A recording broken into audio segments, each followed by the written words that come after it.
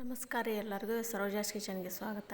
ಇವತ್ತು ನಾವು ಮನೆಯಲ್ಲೇ ಹೇಗೆ ಸಿಂಪಲ್ಲಾಗಿ ಮಸಾಲೆ ಮಾಡೋದಂತ ನಿಮ್ಗೆ ಹೇಳ್ಕೊಡ್ತೀನಿ. ಅಂದರೆ ನಮ್ಮ ಮನೆಯಲ್ಲಿ ಯಾವ ಥರ ಮಾಡ್ತೀವಿ ಅಂತ. ಇಲ್ಲಿ ನಾನು ಒಂದು ಅರ್ಧ ಕಿಲೋ ಆಗೋಷ್ಟು ಹವೀಜ ಲವಂಗ ತೊಗೊಂಡಿದ್ದೀನಿ, ಮತ್ತು ಮರಾಠೆ ಮೊಗ್ಗು, ಇವೆಲ್ಲ ಮಸಾಲೆ ಸಾಮಗ್ರಿಗಳಿರ್ತಾವಲ್ಲ ಇವನ್ನೆಲ್ಲ ತೊಗೊಂಡಿದ್ದೀನಿ. ಅಂದರೆ ನಿಮಗೆ ಎಷ್ಟು ಕ್ವಾಂಟಿಟಿ ಬೇಕೋ ಅಷ್ಟು ತೊಗೊಳ್ಳಿ. ನಾನಿಲ್ಲಿ ಸ್ವಲ್ಪನೇ ತೊಗೊಂಡಿದ್ದೀನಿ. ಇದನ್ನೆಲ್ಲ ತೊಗೊಂಡು ಕ್ಲೀನ್ ಮಾಡಿಕೊಂಡು ಇಟ್ಕೊಂಡಿದ್ದೀನಿ. ನಾನು ಹವೀಜ ಮಾತ್ರ ಒಂದು ಅರ್ಧ ಕೆಜಿಯಷ್ಟು ತೊಗೊಂಡಿದ್ದೀನಿ. ಆಮೇಲೆ ಇದನ್ನು ಸಣ್ಣ ಉರಿಯಲ್ಲೇ ನಾವು ಸ್ವಲ್ಪ ತೊಗೊಂಡು ಚೆನ್ನಾಗಿ ಹುರ್ಕೋಬೇಕು. ಈ ಥರ ಫಸ್ಟ್ಗೆ ನಾನು ಇಲ್ಲಿ ಹವೀಜ ಹುರ್ಕೊಳ್ತಾ ಇದ್ದೀನಿ. ಇದು ಸ್ವಲ್ಪ ಕೆಂಪಗಾಗಬೇಕು ಈ ಥರ.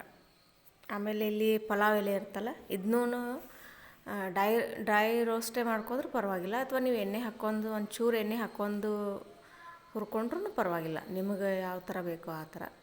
ನಾನು ಇಲ್ಲಿ ತೋರಿಸ್ಕೊಡ್ತೇನೆ ನಿಮಗೆ. ಇದನ್ನು ಸ್ವಲ್ಪ ಕಪ್ಪಗಾಗೋವರೆಗೂ ಹುರ್ಕೋಬೇಕು ಈ ಥರ.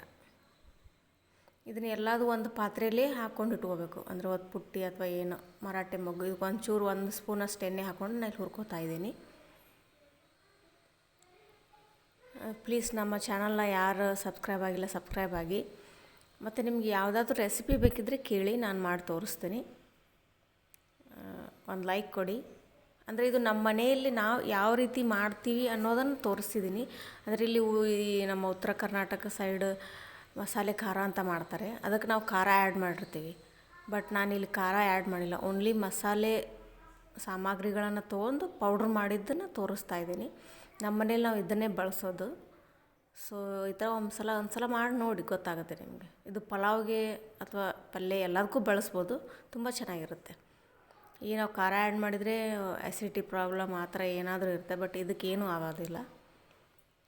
ಈ ಥರ ಎಲ್ಲದನ್ನೂ ಒಂದೊಂದು ಸ್ಪೂನ್ ಎಣ್ಣೆ ಹಾಕ್ಕೊಂಡು ಚೆನ್ನಾಗಿ ಹುರ್ಕೊಂಡು ಇಟ್ಕೊಂಡಿದ್ದೀನಿ ನಾನು. ಚಕ್ಕೆನೂ ಕೂಡ ಒಂದು ಸ್ವಲ್ಪ ಎಣ್ಣೆ ಹಾಕ್ಕೊಂಡು ಈ ಥರ ಹುರ್ಕೋಬೇಕು. ಏಲಕ್ಕಿ ಲವಂಗ ಎಲ್ಲದನ್ನು ಈ ಥರ ಸಣ್ಣ ಉರಿಯಲ್ಲೇ ಇಟ್ಕೊಂಡು ನೀವು ಚೆನ್ನಾಗಿ ಹುರ್ಕೊಂಡ್ರೆ ತುಂಬ ಚೆನ್ನಾಗಿ ಬರುತ್ತೆ. ಈ ಥರ ಎಲ್ಲ ಆದಮೇಲೆ ಇದು ಪೂರ್ತಿ ತಣ್ಣಗಾಗಬೇಕು. ಇದು ಪೂರ್ತಿ ತಣ್ಣಗೆ ಆದ ನಂತರ ನೀವು ಮಿಕ್ಸಿ ಮಾಡಬೇಕಾಗುತ್ತೆ. ನಾವು ಮಿಕ್ಸಿ ಹಾಕಬೇಕು. ತಣ್ಣಗಾದ್ಮೇಲೆ ಮಿಕ್ಸಿ ಮಾಡ್ಕೋಬೇಕು. ಇದನ್ನು ಡೈರೆಕ್ಟ್ ಹೀಗೆ ಹಾಕೋಂಗಿಲ್ಲ, ಆಮೇಲೆ ಜರಡಿ ಹಿಡಿಬೇಕು. ಅಂದರೆ ಇನ್ನೂ ಅದರಲ್ಲಿ ಸ್ವಲ್ಪ ಈ ಥರ ಸ್ಮೂತ್ ಆಗಬೇಕು ಪೌಡ್ರು. ಈ ಥರ ಜರಡಿ ಮತ್ತೊಮ್ಮೆ ಮಿಕ್ಸಿ ಮಾಡಿಕೊಂಡ್ರೆ ನೀವು ಈ ಥರ ಮಸಾಲೆ ಬಳಸ್ಬೋದು. ಅಂದರೆ ನಾವು ಮನೆಯಲ್ಲಿ ಮಸಾಲೆ ಖಾರ ಅಂತ ಹಾಕಿದರೆ ಸಾಕು. ಅದೇ ರೀತಿ ಇದಕ್ಕೆ ಖಾರ ಒಂದು ಮಿಕ್ಸ್ ಮಾಡಲ್ಲ ನಾವು, ಪಲ್ಯ ಅಷ್ಟೇ.